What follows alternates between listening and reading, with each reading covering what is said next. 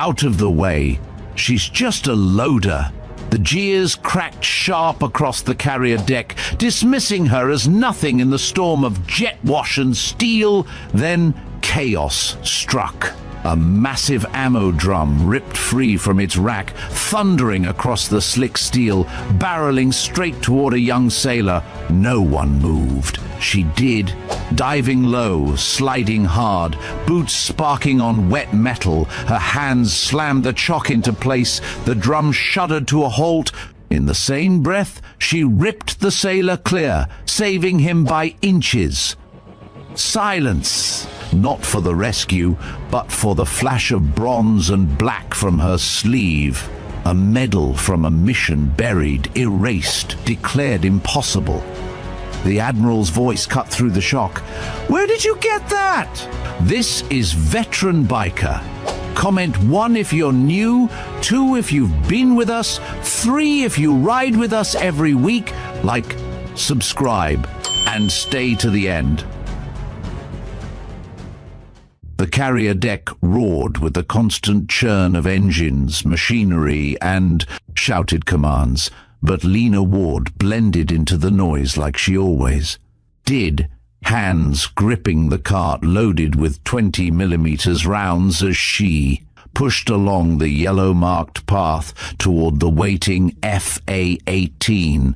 She was just another munitions loader, anonymous in her blue deck shirt, cranial helmet, and earmuffs, moving with the steady rhythm of someone who knew exactly how to stay unnoticed. She had done it for months, kept her head down, spoken little, worked hard.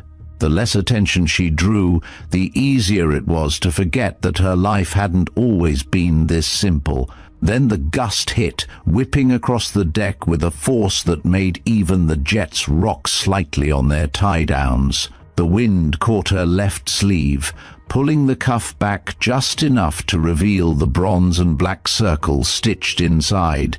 A young ordnance tech named Westin saw it. He didn't just glance. His eyes locked on the medal's distinct shape, the reversed eagle design, the black outer ring. His mind made the connection instantly. It wasn't a regular award. It was the kind of citation people whispered about in secure rooms. One, tied to a mission that had been erased from every official record. No one on this ship was supposed to have it. According to the history Westin had heard in half-told rumors, no one had survived the mission it came from. He lifted his mic, hesitated, then spoke. "Ops, Westin on deck. I've got something you'll want to hear. Possible Medal of Valor, variant model, on a female loader." In the island's control room, Admiral Marcus Hale listened without much interest until Westin added bronze center, black ring, reversed eagle, 7th Strike Group issue. Hale's hand stilled on the paper he'd been reviewing. That variant wasn't public knowledge. He'd seen it only once, years ago, when he'd been a captain signing off on an operation so classified it didn't officially exist. The people involved had been declared Kia. There had been no survivors. If what Westin said was true, then one of those ghosts was on his deck. Hale stood, told his XO to hold the brief, and left. His pace was deliberate, but fast as he crossed the ship and stepped out into the wind and noise. He spotted her near the forward catapult, pushing the cart toward the Hornet.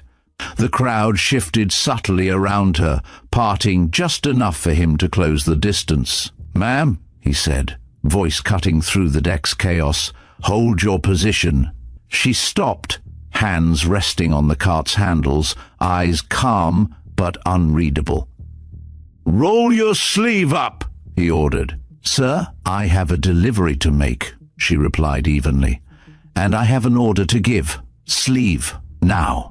The deck's activity continued, but attention was drawn in their direction. Lena's jaw set. She looked toward the Hornet, then back at him, released the cart's brake, and touched her cuff before stopping. "With respect, Admiral, that's personal property. I know exactly what it is." She pulled the sleeve down over it. Then you know it doesn't concern the chain of command. Come with me, he said. She followed him below deck, leaving the cart behind.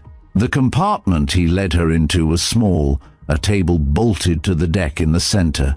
He pulled something from his pocket, a small velvet box, opened it, revealing the same medal mounted on a plaque.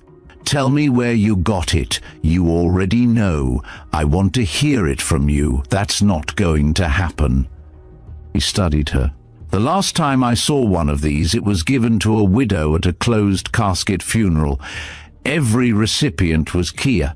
Every reported recipient, she said quietly. His eyes narrowed. You're saying you survived that op? I'm saying nothing.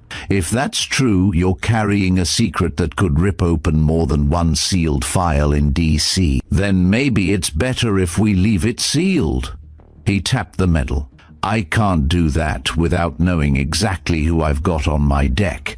If you think I'm a danger, lock me up. Otherwise, let me get back to work. He closed the box, slid it back into his pocket. Fine. But if something happens out here, anything, you'll get one chance to prove whether you deserve that medal. Don't waste it. Back on deck, she resumed pushing the cart. The stares of nearby sailors, heavier than the ammunition she carried. Westin's gaze followed her, curiosity burning.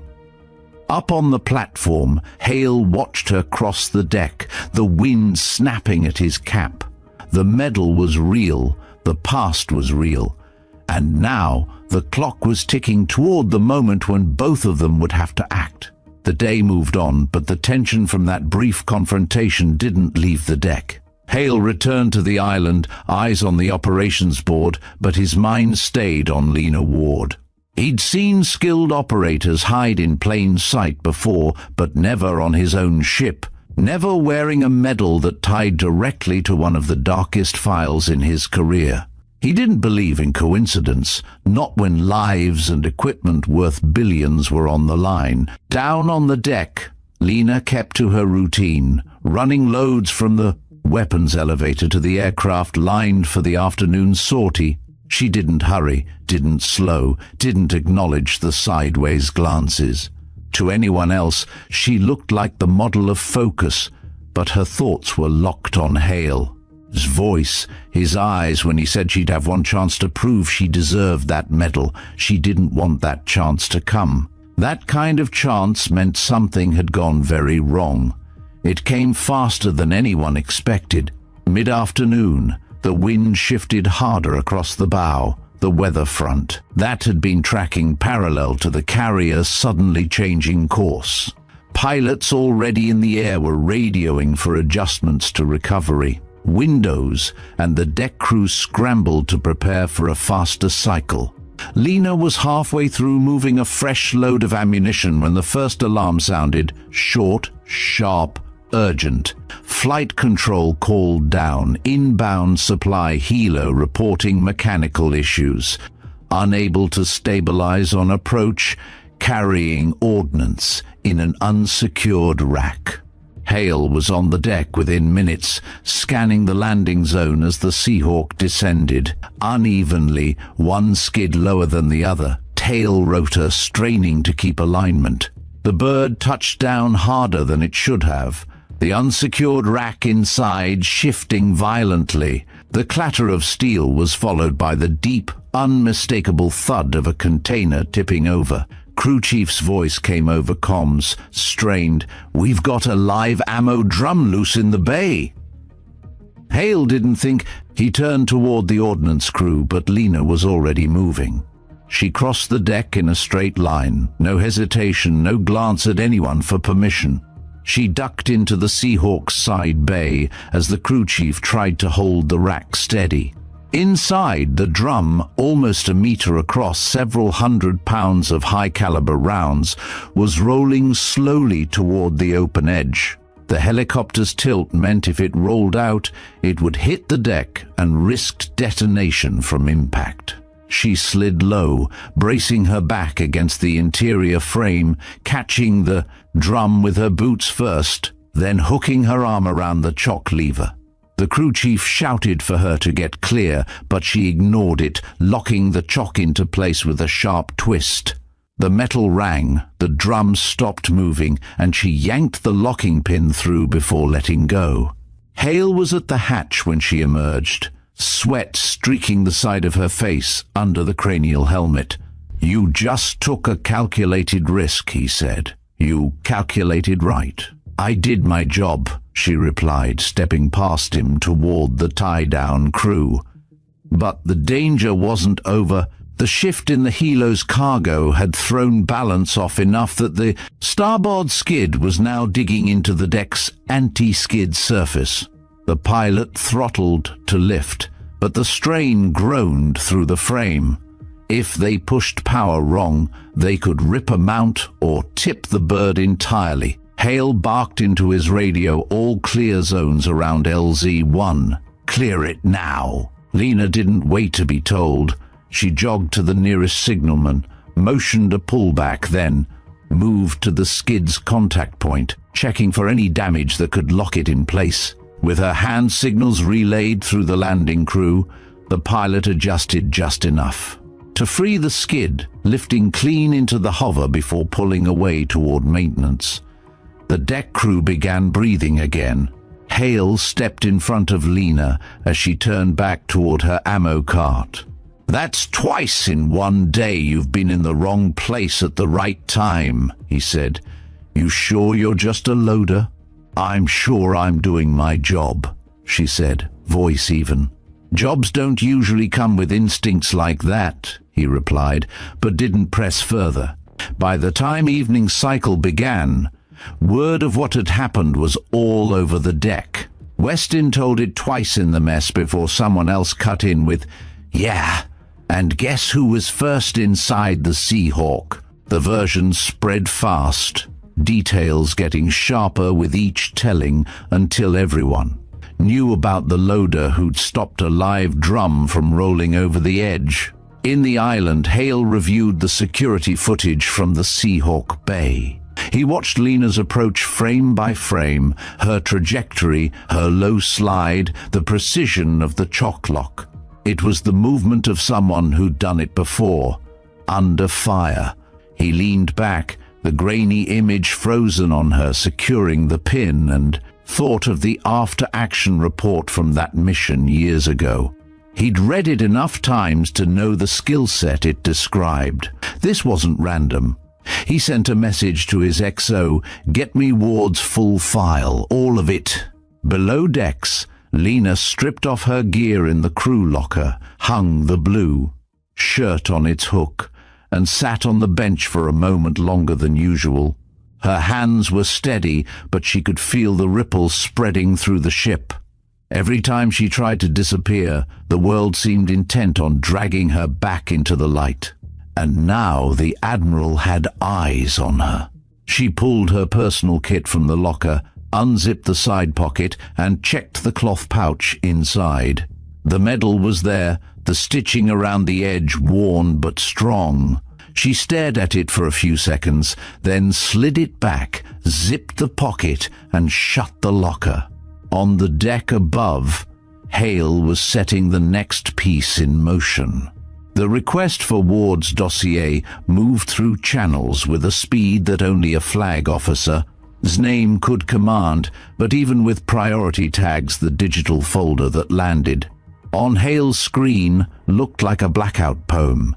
Names smudged into grey bars, dates chopped into ranges, citations summarized in language so careful it said almost nothing. He scrolled in silence, jaw set, until a single line at the bottom of a supplemental attachment forced him to pause. Reassignment at member request. Duties, shipboard logistics, reason, rehabilitation pathway, confidential. He stared at the words, not because they revealed much, but because they admitted what the rest tried to bury. Someone had decided the best place for a person like Ward was a job that would keep her within the machine but out of sight. He pinged Intel, pulled in the JAG rep, and asked for a timeline cross-check against the operation. His memory refused to soften. The judge advocate gave him a careful answer about jurisdiction and compartmentalization. Intel said the code string on the medal variant matched archived procurement logs for a small batch produced under direct authorization, and that no public award ceremony had ever occurred for those serials. That wasn't news to Hale. He needed one answer the paper couldn't give: whether the person wearing that circle on her arm lived up to what it implied: skill honed under pressure, judgment when seconds mattered, and a reason for silence that wasn't vanity. Below, the ship breathed through its cycles. Ward stripped tasks down to their essence and executed cleanly, moving freight from elevator to aircraft with a precision that read as instinct. She avoided gossip without looking aloof, acknowledged instructions with a simple nod, and kept conversations short enough to be polite but closed. Westin watched from a distance, not out of hero worship, but because he wanted to understand how she made decisions. He replayed the Seahawk moment in his head and realized she had not moved like a gambler. She had read angles, mass, slope, and time, and chosen the one action that solved everything at once. That kind of thinking didn't come from luck. In the mess, the story of the loose drum had already mutated into something with dramatic pauses and exaggerated hand motions. Ward stayed out of those retellings. After chow, she walked the long passage that ran beneath the island. A corridor most people used as a shortcut, and she used as a place to let her pulse even out. There was a small brass sign near a junction that most ignored. She stopped under it and leaned her shoulder against a cool frame for 2 breaths, eyes open, mind quiet. Then she kept moving. If anyone saw her, they would have called it a pause. For her, it was a reset, remove noise, set the next decision. Hale left the ops deck and took a walk without calling it that, drifting along the rails above the flight line like a man inspecting weather, which, in a way, he was. He saw confidence in the hands of his crew, but also static in their eyes, the buzz produced when a rumor enters a closed system. Morale on a carrier lives in the space between myth and routine. Stories that survive are the ones that feel true. He could not let the wrong story harden. He pulled the air boss aside and laid out a controlled evaluation plan masked as a safety emphasis. Tighten deck choreography, audit tie-downs, run a fast draw drill on spill containment. Nothing about the schedule mentioned Ward. He didn't have to write her name to put her in the path of proof. He returned to CIC and signed off on a late-day maintenance window. The island's glass hummed with reflected sun, and the ship cut white seams through the water. When the audit started, Ward didn't notice she was being measured. The safety petty officer called out steps, the deck crew responded in sequence, and the line flowed. Hale stood off to the side, arms folded, expression unreadable, asking nothing and seeing everything. Ward checked a lanyard and caught a frayed edge hidden by a clip, swapped it without announcement, and logged it without fuss. She traced a fuel hose route with her eyes and pointed to a potential snag point on a ladder edge that wasn't in the manual. She didn't lecture, she adjusted the angle herself, taped a warning flag and moved on. When the petty officer asked for volunteer leads on a simulated spill, she didn't step forward, but when the clock started, she was already moving kits to the right corners, not to grandstand, but to shorten response paths. Westin filled gaps she created. He didn't realize she'd placed him on the flank that would need the fastest reach if anything jumped off for real. Hale had seen operators fake competence by moving fast and talking loud. Ward's tempo was the opposite, set the table before anyone knew a meal was coming. He caught the JAG rep's eye through a bulkhead window and got a tiny nod. The lawyer wasn't approving anything. Lawyers never approved. But he understood what Hale was trying. The intel officer messaged a single line to Hale's handheld procurement serial. On the metal variant, confirms operator only batch, recipients closed file. Hale typed back one word, noted. After the drill, the petty officer dismissed the crew. Ward lingered to coil a hose cleanly. Hale took that moment. "Walk with me," he said, and kept his pace slow enough that she could decide to match it or not. She did. He didn't begin with accusations or praise. He started with a geographic nothing. You ever been in a storm where the sea looks flat until it lurches? She didn't answer. He didn't wait. That's what today feels like. He turned them along the narrow upper walkway where the wind could steal words if you didn't send them right. Legal won't let me ask you about things I can't know. Intel can't tell me things they're not permitted to see. But this ship is my responsibility. And that includes the human variables. You already know I'm going to keep putting you where your decisions matter. You can be angry about that later. Right now, I want to understand something I can ask. He stopped and looked out past the bow. When you made your choice in that bay, what did you evaluate first? She answered without turning. Which action turned 3 problems into 0? He considered that. And how did you pick it? By removing choices that created new risks. Why did you move yourself instead of ordering the crew chief?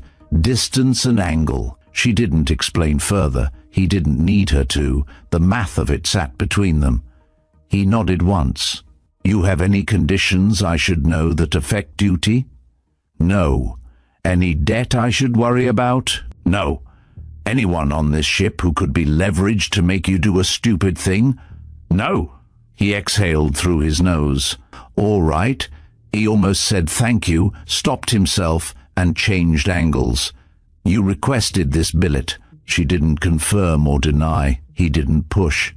I'll say this plainly. Hiding is not an option here. Neither is theater. If you're going to be on my deck, you're going to be used where you make the ship better.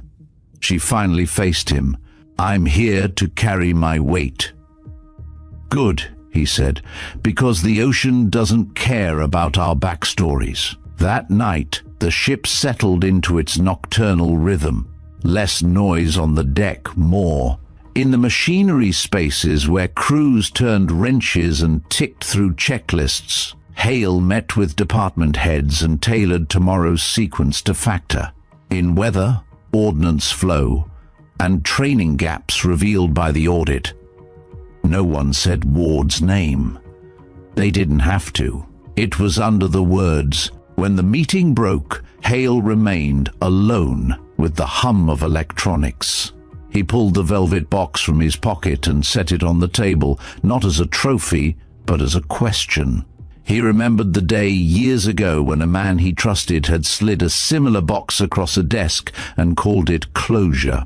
It had not been closure. It had been a lid on a boiling pot. If Ward represented steam finding its way out, he needed to decide whether to lift the lid slowly or let it blow on its own. Ward lay in her rack and stared at the underside of the bunk above. Sleep didn't come quickly, but she didn't chase it. She counted her breaths down to quiet the parts of her mind that still, scanned rooms for exits and catalogued sounds without her permission. The ship's rhythms helped, a low thrum like a giant animal's steady heart, a faint tremor that said forward motion continued, a periodic shiver when stabilizers corrected for swell. She didn't replay the day. She sent it away. What remained was a simple equation. Do the task in front of you with clarity and leave no mess for the next person. In places where stories ended loudly, she had learned that survival favored those who made fewer ripples. But here, her lack of ripples had drawn attention. She accepted that the days ahead would force choices she had avoided making since. The paperwork that changed her name on a roster and erased a code from her sleeve. She closed her eyes and didn't dream. Dawn returned with a pale stripe along the horizon. On a carrier, morning light doesn't creep, it switches the world back on. The green shirts moved gear. Brown shirts ran their pre-flight rituals. Yellow shirts aligned. Aircraft with gestures that looked like choreography but were survival in motion. Ward joined the ordnance detail and took her segment without commentary. She carried weight like it belonged to her. Westin approached with a clipboard, asked one procedural question with the careful tone of someone speaking to an instructor who wasn't officially an instructor. She gave him the exact answer he needed and one sentence of context that would let him make a better choice the next time he hit a similar fork. He walked away feeling like he'd discovered something himself. That was deliberate on her part. Good crews learn by owning outcomes, not by being fed memorized lines. Up on the island, Hale monitored weather. Cells shifting on radar, wind vectors sliding a few degrees off prediction. He tweaked the cycle again. The plan looked like routine, which was the point. He didn't want anyone tense from expecting drama. Tension makes hands stupid. He cleared the first launch, watched metal birds claw their way forward into free air, and let the quiet satisfaction of a clean sequence take a single breath before setting the next run. In the corner of his screen, a maintenance note blinked amber, towing arm. Scheduled for service had been deferred last cycle due to parts backlog. He flagged it and sent a message to deck control to assign a backup tug for the afternoon moves. Small acts prevent big news. Midday brought a brief lull. Ward used it to check stowage she hadn't been asked to check, not because she didn't trust others, but because redundancy is how ships avoid headlines. She found a tie-down that had been secured correctly, but placed in a way that could fatigue under repetition. Adjusted it, and marked the log with a short line that meant something to the next person reading it. Westin passed again, this time with one more question than he needed. She gave him a look that said, "Keep it to one," and he corrected course without embarrassment. She wasn't a mentor by title. She had no interest in being anyone's legend. Teaching without the label kept her invisible while multiplying competence around her. That, too, was a calculation. Hale called the XO into his office and opened a conversation he didn't enjoy. "If we were wrong about her," he said without naming Ward, "what failure mode should I plan for?"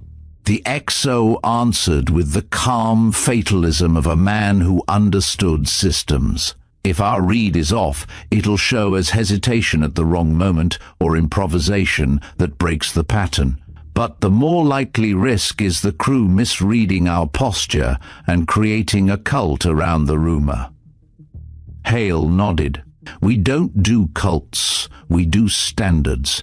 Then keep treating her like a standard. Use her where she's strong and document why in operational terms, not myths." Hale allowed himself half a smile. "You ever think you should have been a chaplain?" "Only when you talk like this, sir." Afternoon shadows shortened, and with them patience for small mistakes. That's when complacency usually tries to climb aboard. Hale kept the cycle crisp. Ward moved another load and handed off to the next team precisely at the handoff line, because lines matter at sea. She checked the faces around her the way you check a gauge, quickly, precisely, looking for values out of expected range. She spotted one, a new hand running the tow motor, with shoulders too tight and eyes too wide. She stepped near enough to speak without an audience. "Breathe out," she said. "You're pulling heavy, not diffusing a bomb. Don't chase the wheel. Set it, correct small." The kid exhaled, nodded, and immediately ran smoother. Hale watched from 50 yards and didn't intervene. Leading sometimes looks like a sentence dropped in the right ear at the right second. Late in the day, Hale got the ping he'd been waiting for and dreading, a secure message from far above both of their pay grades. It didn't say Ward's name either. It said, in language that said nothing and everything, that certain matters aboard his vessel were acknowledged, that his judgment would be supported, provided he documented every relevant decision as operational necessity, and that no external inquiry would be initiated at this time. He read it twice, then deleted it from the active queue and archived it under a tag only he used. He stood for a long second, then walked back out where sunlight could burn off the stale air that message carried with it. He found Ward on the deck and signaled her over with 2 fingers. "You're reassigned for the next cycle," he said. "Temporary. Safety coordination. You'll be where you can see everything." She didn't argue.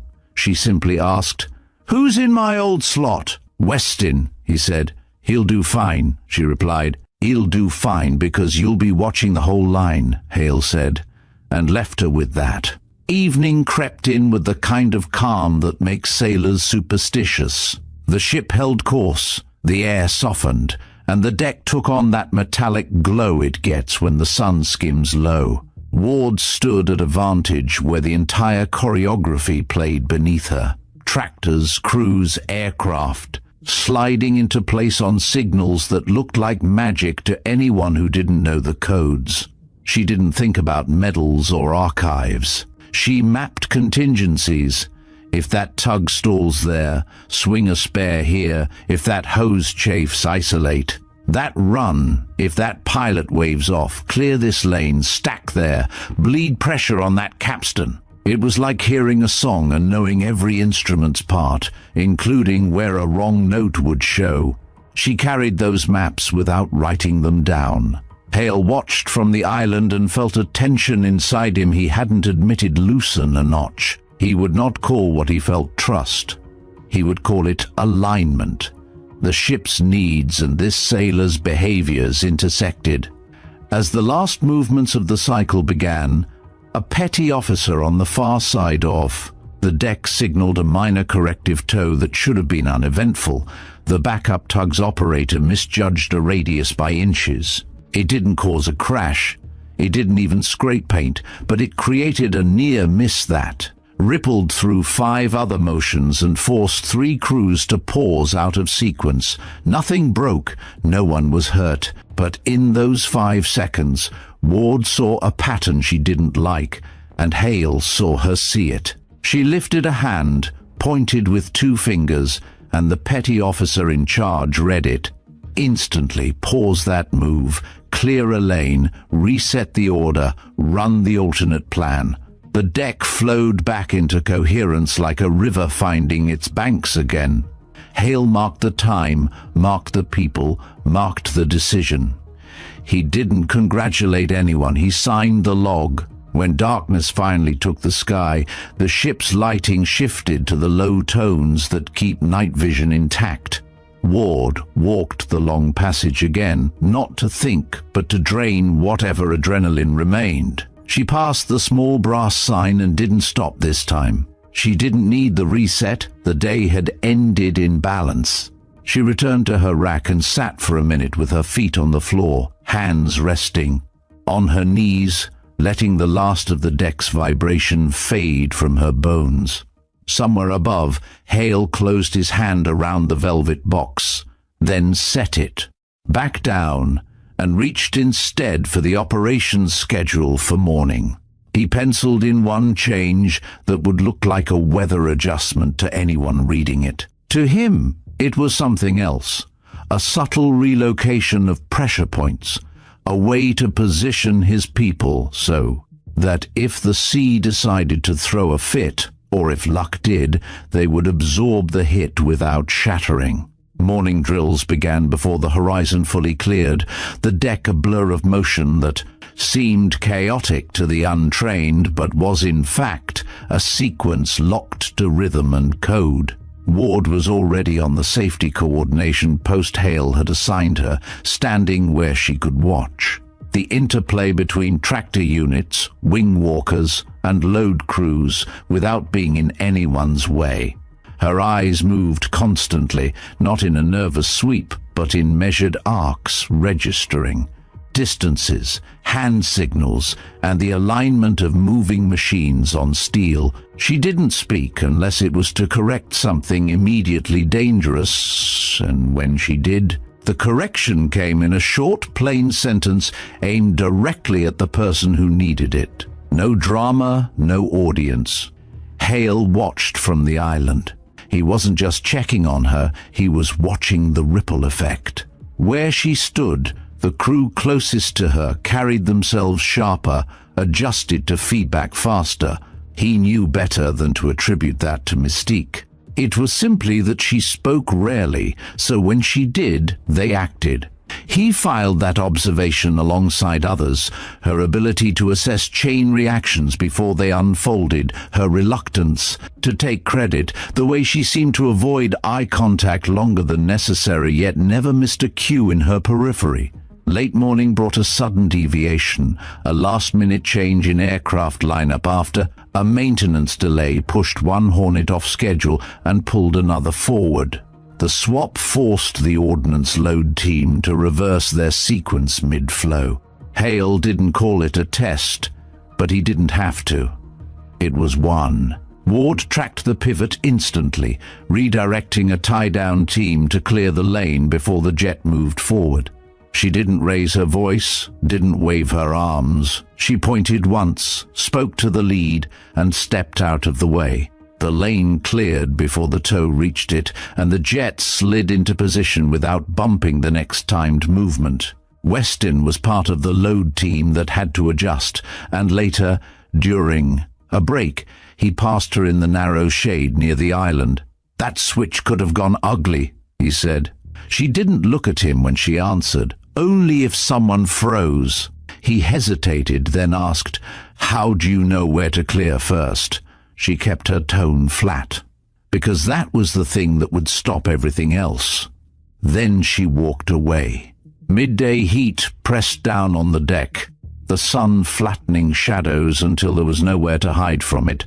Hale stepped out into it anyway, making a point to be visible where the crew could see their CO take the same conditions they worked in.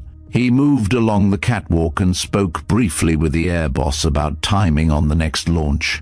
In the middle of that conversation, the comm in his ear clicked alive, a report from below decks. One of the weapons elevators had paused between decks with a partial load aboard, not a full breakdown, but enough to slow the ordnance cycle, if not cleared quickly. He signaled the air boss to hold, keyed his mic. "Find out who's nearest with clearance to access the shaft space." The reply came back with a name he already expected, Ward. She was on scene within a minute. Helmet visor down, voice calm over the radio as she relayed the position of the elevator car.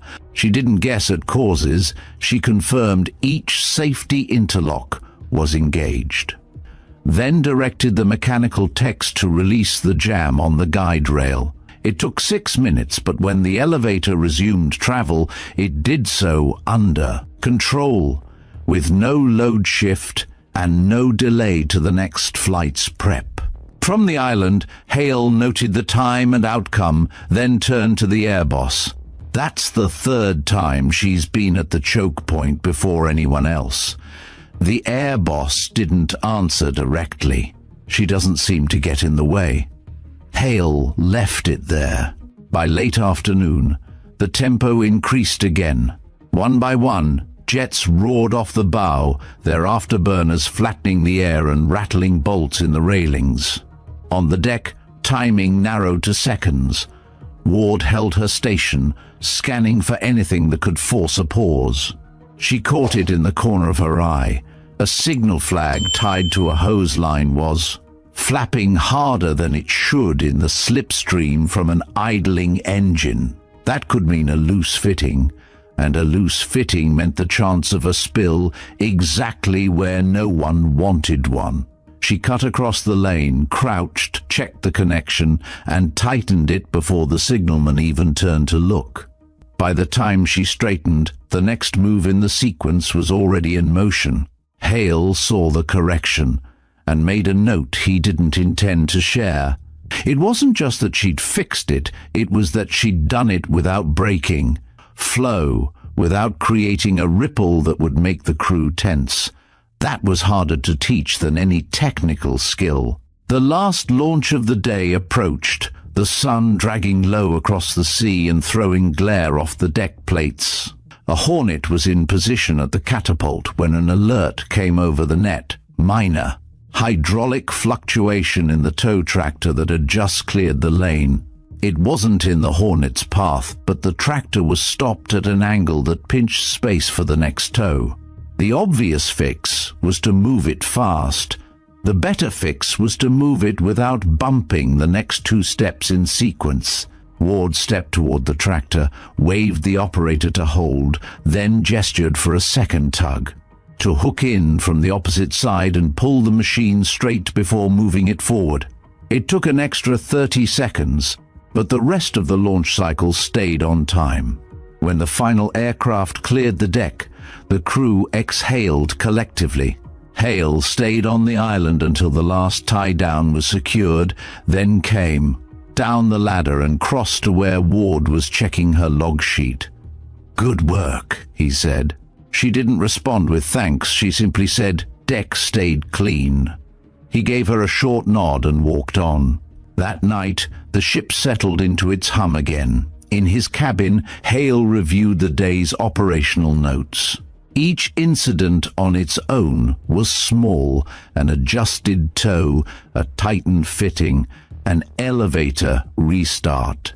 But together they painted a picture of someone who consistently stood where she could prevent problems before they became headlines. He closed the file and leaned back, the weight of the velvet box in his pocket, reminding him that some stories start quietly, but none stay that way forever. The next morning opened under a heavy sky, clouds layered low but not yet breaking. The forecast called for deteriorating visibility by mid-afternoon, and Hale adjusted. The flight cycle to front-load launches before the weather could choke the deck. The change compressed every movement into tighter intervals, leaving little room for error.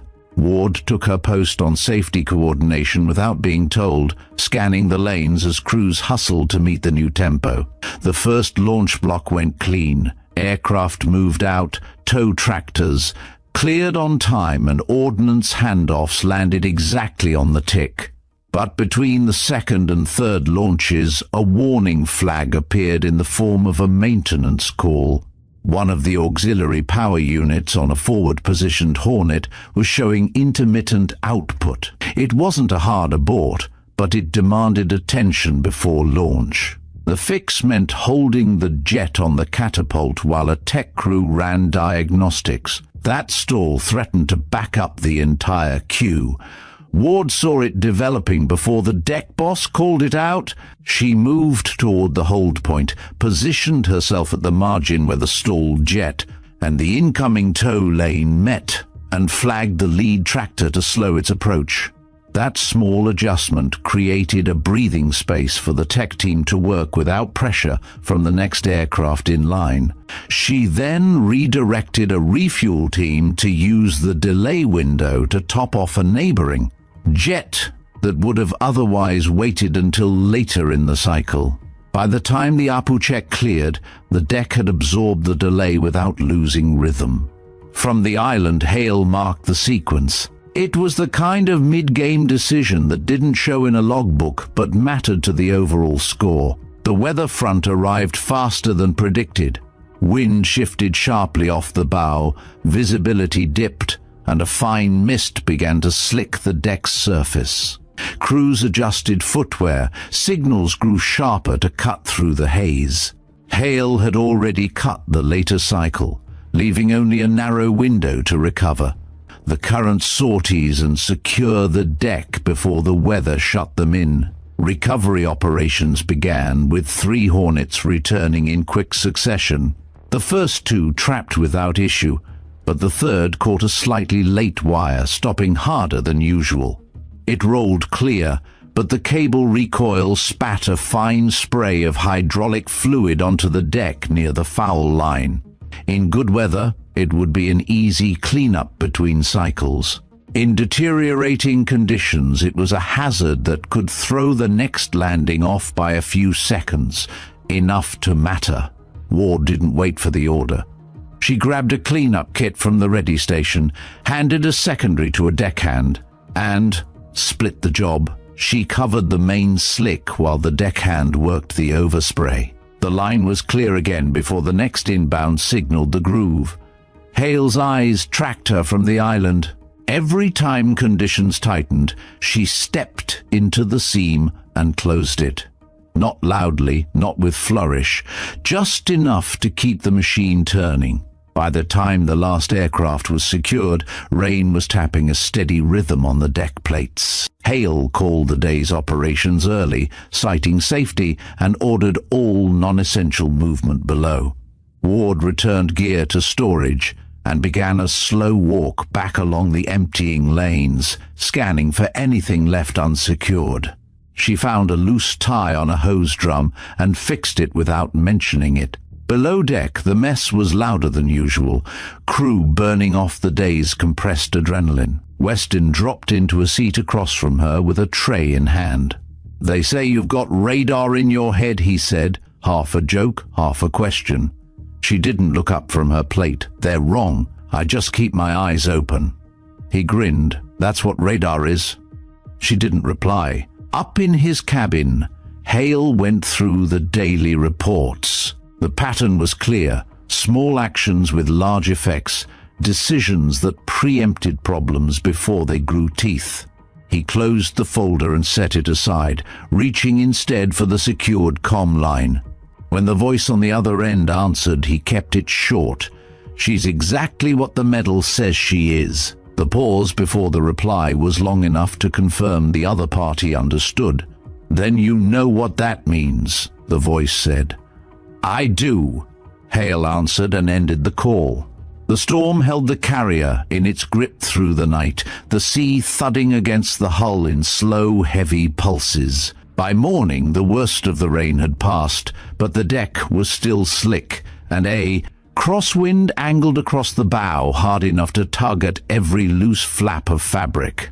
Hale's orders were to resume operations with caution, reduced launch tempo, stricter clearance on every move. He wanted precision more than speed. Ward stepped onto the deck with the first rotation of crew. Her post remained safety coordination, but today she carried a comm headset to feed direct to the deck boss. Hale wanted her perspective in the loop without filters. The first test came quickly. A tow tractor moving a loaded Hornet across the wind line began to drift a few inches wide. She called it in before it crossed the margin, the correction handled with a single steering input instead of a scramble. Through the morning, her voice cut into the net only when necessary. Short, stripped of anything but instruction. Hold 2 seconds. Shift 1 lane starboard, clear forward by 3 meters. Each call shaved risk without disrupting timing. Hale, listening from the island, found the balance telling she knew when to act and when to let the crew solve their own problems. Midday, the wind gusted harder, catching a fuel cart mid-turn and pushing its rear wheel toward the edge of its marked lane. Ward closed the distance in 4 quick strides, braced against the push, and guided the operator back into line. No radio call, no announcement. By the time most eyes registered the drift, it was already corrected. Hale saw it from above. He'd learned that the most valuable people on a deck like this weren't the ones who reacted fastest to alarms, but those who prevented the alarm from sounding at all. By the last recovery cycle, the sky had cleared to a hard, cold blue. The deck dried in patches, wind steady but manageable. A final pair of Hornets trapped in clean sequence, their arresting cables snapping back into place with the precise violence of a well-tuned machine. Hale gave the order to secure for the day, then descended from the island. He found Ward near the aft elevator, checking lashings on a pallet of ordnance scheduled for below-deck transfer. "Walk with me," he said. She didn't answer, just matched his pace as he led toward the quieter starboard side catwalk. The wind here was cleaner, the noise from the deck muted by distance. "I got the rest of your file," Hale said without preamble. "Not the official one. There's nothing there but ink and black bars, the one that's kept off the system." He didn't look at her, eyes on the horizon line. "I know where that medal came from. I know what happened on that mission." Her step didn't falter. "Then you know why I don't talk about it." "I do, but I also know the people who signed off on putting you here didn't expect you to stay invisible forever." She turned her head just enough to meet his gaze. "I'm not here to be found." He stopped at the rail, resting his hands on the cold metal. "You've been found. The question now is what you want to do with it." Silence hung between them, filled by the hiss of wind along the catwalk. She didn't answer immediately. When she did, her voice was flat. "I want to keep the ship running. That's it." "That's part of it," he said. "The other part is whether you're willing to take responsibility when the pressure spikes beyond what the manuals cover. Because that's where I'm going to put you." She held his gaze for a long moment, then nodded once. "Understood." "Good," he said, "because tomorrow you'll be running the deck drill." Her eyes narrowed slightly. "Safety or operations?" "Both," Hale replied. "I want to see how you manage the entire sequence." She didn't ask why, she just said, "What time?" 08. The next day broke clear, but with a forecast for shifting winds by midday, enough uncertainty to make the drill realistic. The crew assembled on deck, the brief, concise, full launch and recovery simulation. No live ordnance, focus on coordination under changing conditions. Ward took position at the deck boss station, comms tight to her ear, eyes already mapping movements before they began. From the first tow, her voice set the tone, calm, clipped instructions, anticipatory adjustments that kept timing smooth. When the simulated malfunction of a tractor was introduced, she rerouted the next. Aircraft with a minimum of delay, using hand signals as naturally as speech. Hale watched from the island, noting how crews responded, not with hesitation but with immediate execution. Mid-drill, a gust front arrived early, forcing a crosswind shift. Ward adapted without visible strain, adjusting taxi paths and repositioning refuel crews to shelter points between movements. She cut unnecessary chatter from the net, giving the deck a clarity that even the air boss admitted later he hadn't expected from someone outside his core team. The drill ended on schedule, the deck secured with every marker in place. Hale came down to the boss station as crews dispersed. "Clean work," he said. She gave a short nod, already stepping aside for the regular deck boss to resume control. That evening, Hale filed the drill report with a single line in the remarks, capable of full deck coordination under variable conditions. Recommend integration into high-pressure cycles. It was as much for the record as for anyone above him who might read it. Ward, back in her berth, didn't see the report. She lay on her rack, eyes on the dim outline of the overhead, the medal still in its pouch in her locker. She had no illusions about what Hale's next move would be. He wasn't a man who collected capable people just to leave them where they were. And she knew that, whatever came next, the days of being just another loader were over. 2 days after the drill, the carrier moved under clear skies and a steady swell, the kind of day that let an air wing find its full stride. The rhythm of launches and recoveries settled into the kind of predictable pattern that hides 1,000 small corrections. Hale had reassigned Ward again, pulling her off the vantage of the safety coordination post and pushing her into rotational duty, embedded with different units each cycle, stripped of the bird's eye perspective she preferred. It wasn't her technical competence he wanted to examine now. That was already proven. It was her adaptability in situations where she couldn't see the whole, board, where her decisions had to come from incomplete views. Her morning began with a recovery team staged at the portside foul line to clear the landing area after each trap. The work was physical and relentlessly precise. Every second between an aircraft's arrest and the next landing mattered. Too slow and you clogged the approach, too fast and you risked leaving debris or hazards in the path. She matched the crew's rhythm within minutes, reading their small nods, hand signals, and unspoken cues. Westin was on the same team for the shift. During a pause between recoveries, he edged closer and asked under the roar of an inbound jet, "You ever think about taking the deck boss chair full-time?" She didn't break her gaze from the trap line. "Not my lane." "Could be," he pressed. "You see things before they happen." She adjusted a line on a chalk and answered without looking at him, "That's what this job is supposed to be." Then the next aircraft hit the wire and conversation ended. Mid-cycle, a call came over the net. Brake trouble on a Hornet about to enter the groove.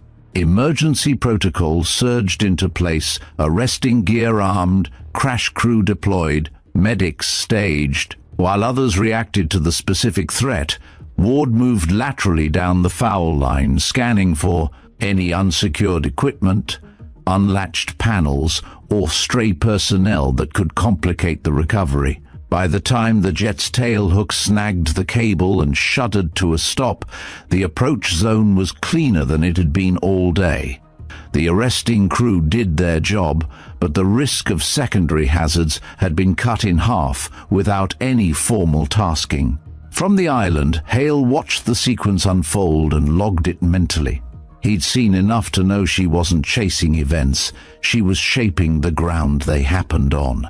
The difference rarely made it into reports, but it was the seam between a near miss and nothing at all. After lunch, she rotated to a forward launch crew.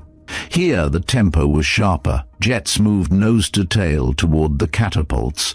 Tractors reversed out in quick arcs. Yellow shirts snapped signals like semaphore. The launch officer placed her mid-lane where two aircraft would pass within arm's reach. She timed her clearance to slide between them, her presence barely a ripple in the choreography. By mid-afternoon, the light flattened under high clouds, and the wind picked up just enough to start tugging at loose covers and unsecured fabric. Hale's years told him this was the point where complacency could get someone hurt. He kept his eyes on her section, waiting to see if she would pick up on the subtle shift. Then the deck radios flared with a report from CIC. A small vessel, slow, moving and off course, had drifted toward the carrier's operational box. It wasn't a threat, but procedure required adjusting launch flow and holding certain aircraft in place until the contact was identified and cleared. Those kinds of holds were where discipline frayed. Idle engines baked heat into metal. Fuel lines rested under pressure longer than intended. People's attention wandered. Ward didn't wait for the launch officer to bark the usual reminders. She walked the line of parked aircraft, checking every chock and tie. Down, eyes flicking over each intake and panel for anything loose. A refuel line sagging under its own weight got her attention. She signaled the handler to shift position before pressure could drop. By the time CIC cleared the contact, her lane was already primed to roll without hesitation. Hale caught the entire sequence from above. What he noted wasn't just the absence of mistakes, it was the absence of even the conditions for mistakes. She had preempted drift, not the mechanical kind, but the human tendency to slacken when the clock stops.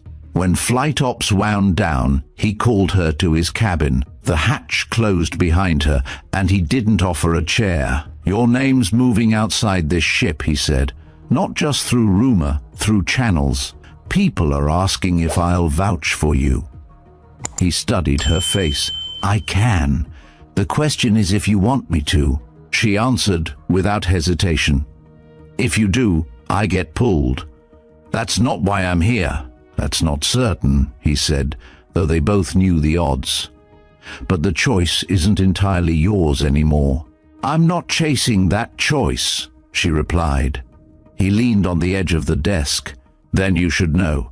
If the day comes when the only way through is to put you at the center, I'll do it, no hesitation. And when that happens, there won't be time to weigh whether you want it." She met his eyes. "You already did that." "Not like I will," he said. They stood in a silence thick with understanding.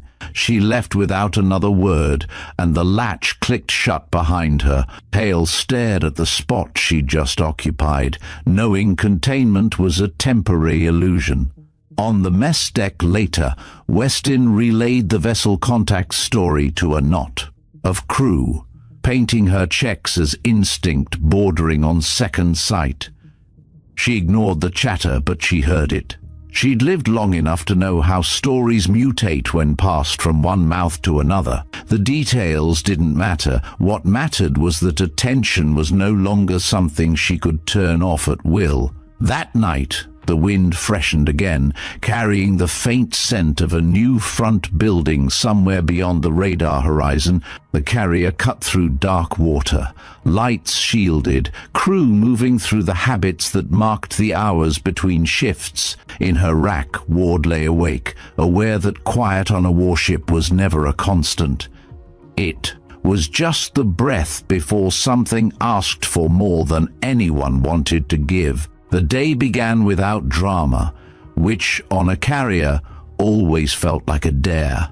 A high haze muted the sun, the sea lay in long, slow swells, and the air wing. This plan called for a full cycle before weather shifted again in the evening. Hale signed the deck brief with a note to keep movement crisp and chatter. Down, he wanted clean lines, no improvisation for its own sake. Ward reported early, checked each lane for the kind of small vulnerabilities that only turn lethal when timing goes wrong, and took the headset that tied her directly to the deck boss net. No announcement marked the change. She simply appeared where she was needed and watched the patterns tighten. The first launches ran like a well-tuned drill.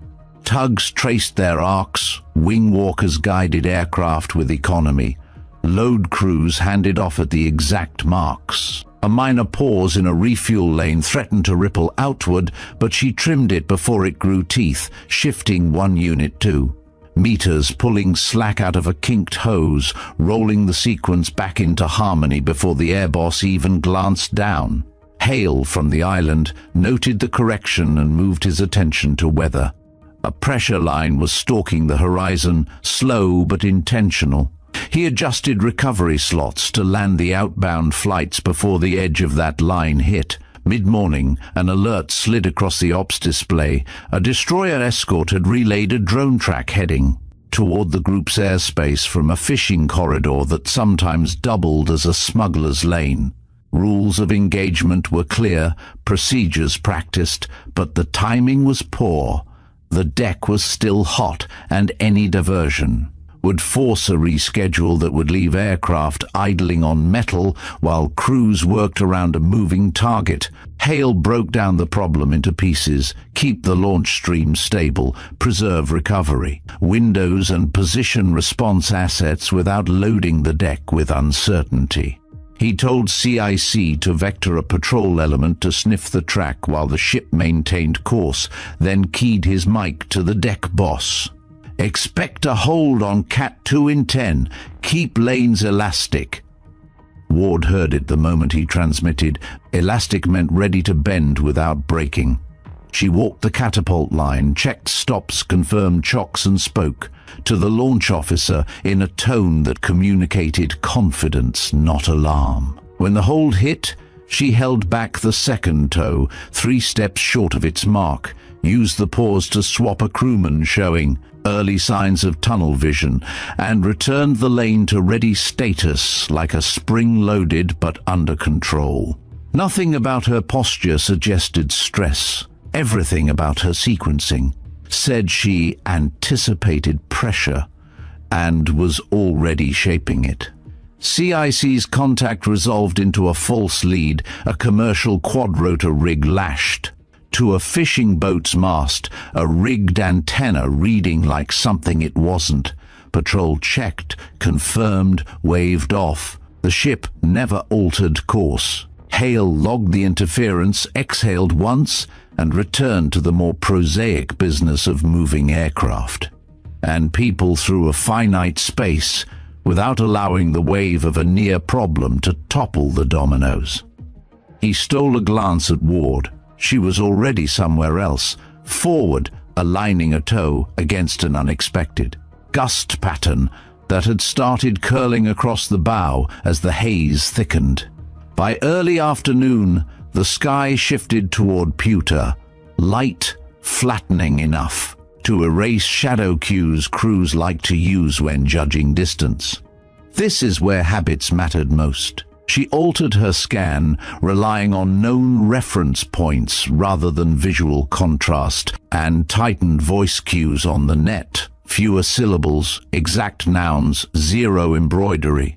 Westin crossed her lane at a jog and paused long enough to get one instruction: stay ahead of the turn, don't ride it.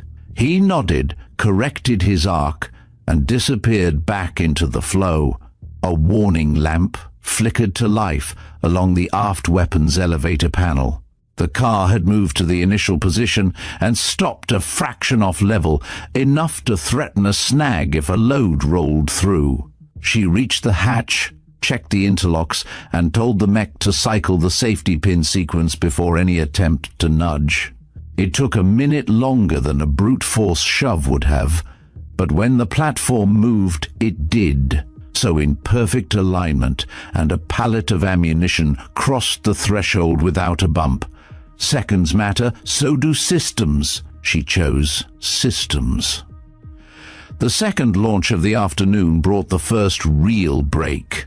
A Seahawk support helo called in a vibration alarm, not catastrophic but unresolved. Flight control slotted it for immediate recovery ahead of a pair of returning Hornets. Hale's voice came soft across the net, clear a corridor. "Keep the deck quiet." She pivoted, cleared excess bodies from the drift path, signaled the crews at the margin to hold positions, and made sure nothing that could roll sat free. The helicopter came in hotter than a standard approach, skids kissing, deck with more force than anyone liked, and rocked hard on settling. Inside, a cargo strap gave way, and a heavy crate slid toward the hatch with a steady, ugly certainty. She didn't wait for a second call. She crossed the threshold in a low drive, braced, blocked the crate's momentum with her shoulder, and kicked the chock lever out so the skid wouldn't skate if the pilot pulled power unevenly. The crew chief grabbed the other side, and together they stopped 300 pounds of bad idea from meeting an edge at speed. The pilot feathered power, steadied, and shut down. She backed out, handed the chief a replacement strap, and keyed the net once, bay secured. No one applauded. No one had time. That was fine with her. Hale watched the whole thing across a dozen degrees of distance and made an adjustment he hadn't planned to make until next week. He radioed the air boss and spoke in plain operational terms. Ward moves to deck boss Shadow full-time for remainder of cycle. Put her where every lane crosses. It wasn't a ceremony. It wasn't even a promotion. It was alignment formalized. She took the vantage without comment and ran the next hour like an orchestra. Pit conductor who understood both the score and the building's fire exits. Not a single big moment announced itself.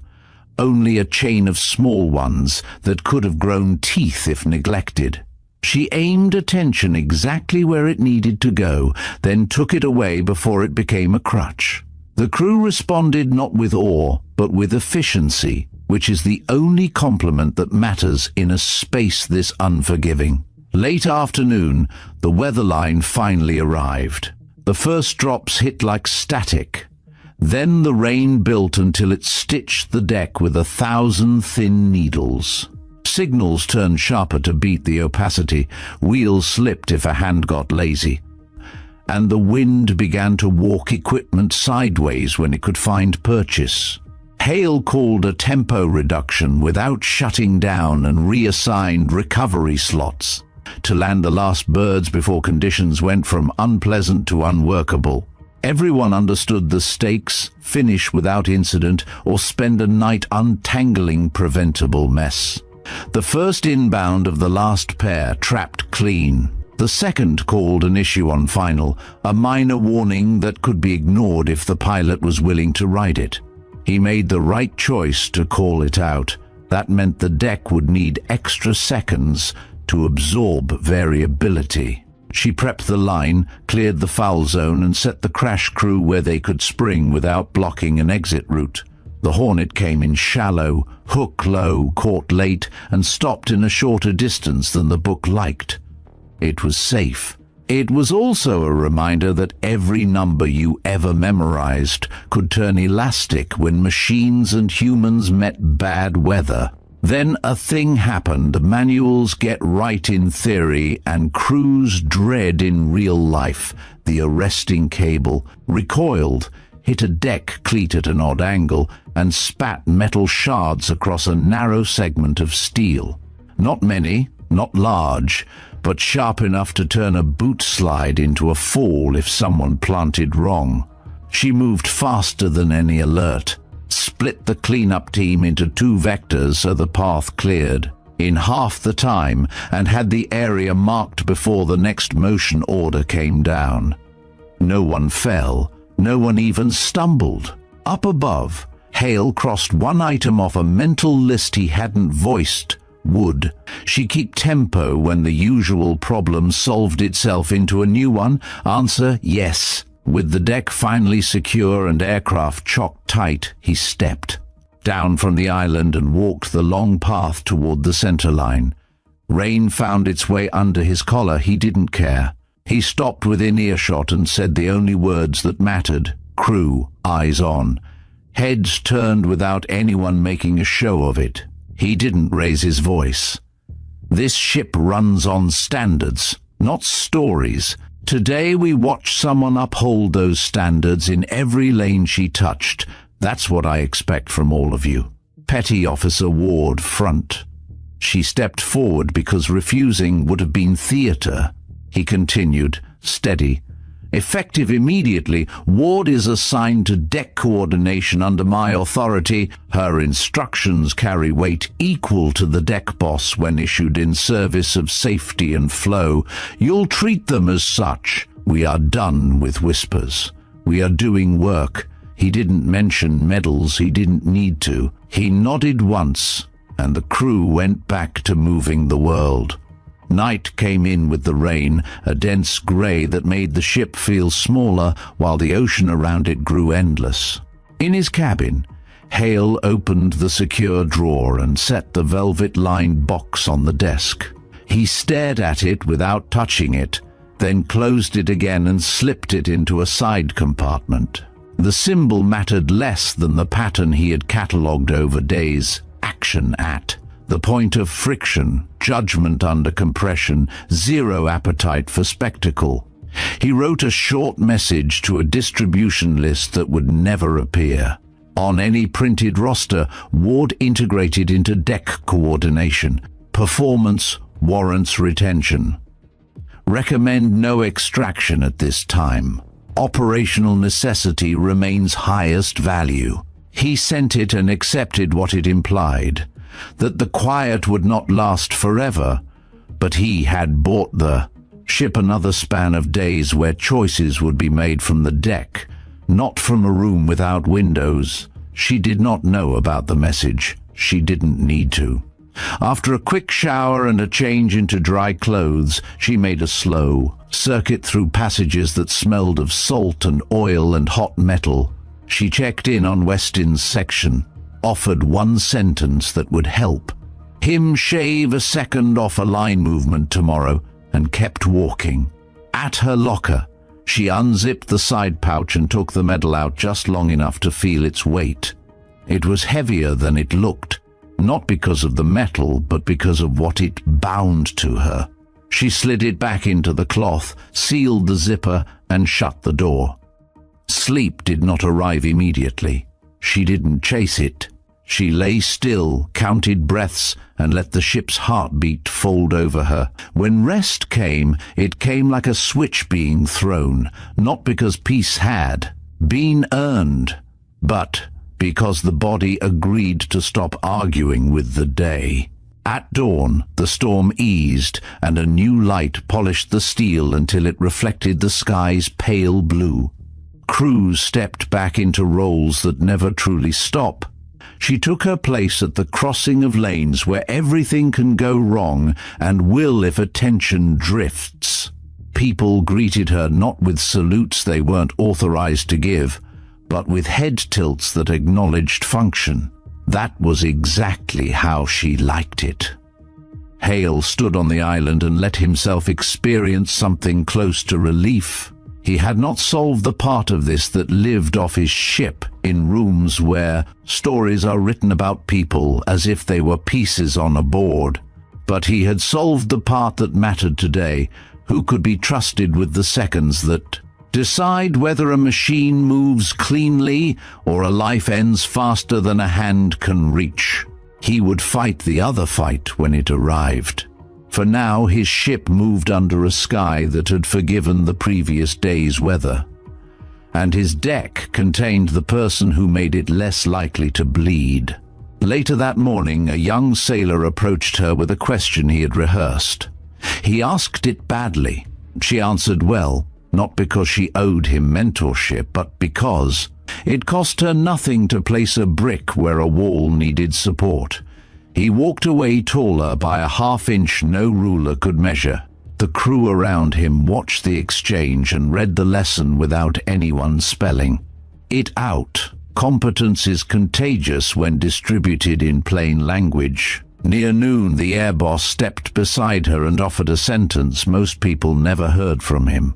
"You run a clean line," he said. She didn't pretend it was nothing. "So do your people," she replied. He grunted, which, in that dialect, translated to approval.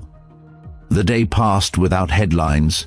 The day shone for exactly that reason. She finished her shift with hands that ached just enough to remind her they existed, and a mind that still hummed with maps of movement she could now draw blind. On her way off the deck, she passed Hale heading the other direction. He didn't stop her. He didn't have to. He said one thing as they crossed: "You did right." She answered in the only way that fit the space. So did they. At evening chow, the mess filled with the low roar of 1,000 small conversations. Weston slid onto the bench across from her and tried to recount the Hilo incident as if she hadn't been there. She let him because telling stories is how crews bind themselves into a unit. When he reached the part where he described the crate lurch, his hands mimed the angle with a precision that told her he had learned the underlying geometry. That mattered more than his embellishment. If he could read slope and mass and timing, he would one day do what she had done without needing her cue. Afterward, she walked the long lower passage one more time and stopped under the small brass sign she'd used as a mental hinge in the early days aboard. She leaned her shoulder against the cool frame, took 2 measured breaths and moved on. It was no longer a reset. It was a ritual acknowledging a before and an after. The ship pressed on through water that had resumed its long exhale. The horizon burned a thin copper line before the sun slid under it, and the carrier's lights came up in a pattern that looked to distant eyes like a city floating in the dark. Inside that city, men and women laid out tools, checked lists, laced boots, and prepared for the next set of demands. No one announced that a chapter had turned. On ships like this, turning pages is done in silence and confirmed by work. Hale wrote one final note before lights out. Keep her on the crossing. Train the line to her standard. Don't let myth eat the truth. He shut the notebook and listened to the ship the way a farmer listens to wind in his fields. He could hear where the stress lived. He could hear where it was easing. He could hear, beneath it all, the steadiness of motion earned through 1,000 quiet choices. She lay in her rack and watched sleep approach like a wave that would take her whether she welcomed it or not. She thought of nothing she would say if asked to explain what the day had meant. She would not package it. She would not sell it. She would return to the deck in the morning and do the next necessary thing. A medal remained hidden because the point was not the symbol but the work. A commander stood ready to spend her skill. When the math demanded it, a crew, piece by piece, took on a sharper edge because someone set a pattern worth copying. The ocean doesn't applaud. It asks if you will answer again. She would. Out here, there are no headlines, no parades, only the steel beneath your boots and the trust you earn in the seconds that matter. She didn't ask for recognition, and the deck didn't give it. What it gave was something better, the quiet knowledge that when the moment came, she held the line. This is Veteran Biker, where true stories ride on grit, not glory. If you've stood your ground in your own storm, tell us in the comments. Like, subscribe, and join us for the next mission. The ocean's never done asking the question. We'll be here to answer.